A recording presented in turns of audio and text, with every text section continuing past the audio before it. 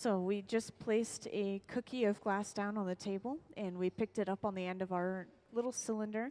This is closed off the end of the cylinder completely. Once again, this is just creating a bubble out of that color that we picked up. So now we will be able to start blowing it out a little bit and doing something with it from here. And they just sat down and quickly trimmed the edge just because there's a little bit of an overhang where they picked that cookie up, but that's all they were doing there.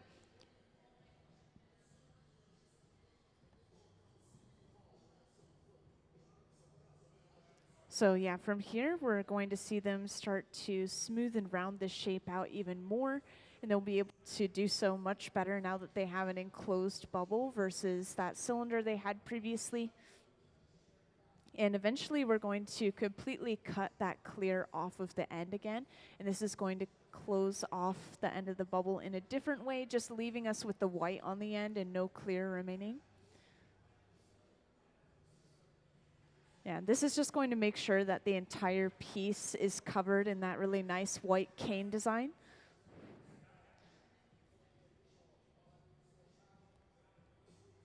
So to smooth the outside of this glass out, we're going in with something called a block, which is this wooden spoon-shaped tool. This is usually completely saturated in water, which is why we have those buckets behind the benches.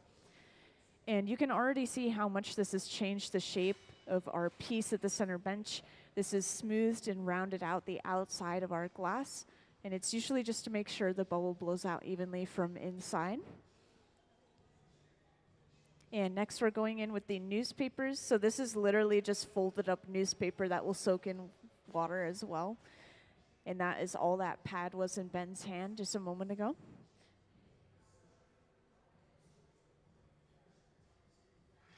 And it looks like the pipe was a little bit warm. This is just a pipe cooler that we're setting the setting the pipe itself down in. It's just a trough of water.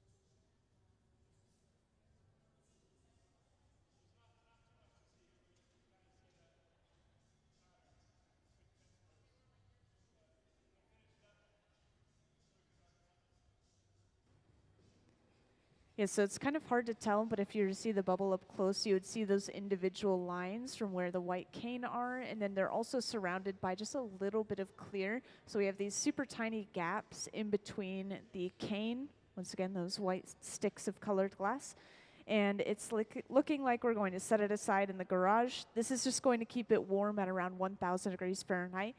So later on when we come back from lunch, all we have to do is pull it out of there and start heating it up and working with it again. But yeah, so that is lunch for us. Thanks for stopping by. If anyone has any questions for me, please feel free to ask them right now. And if not, then we'll be back in about an hour.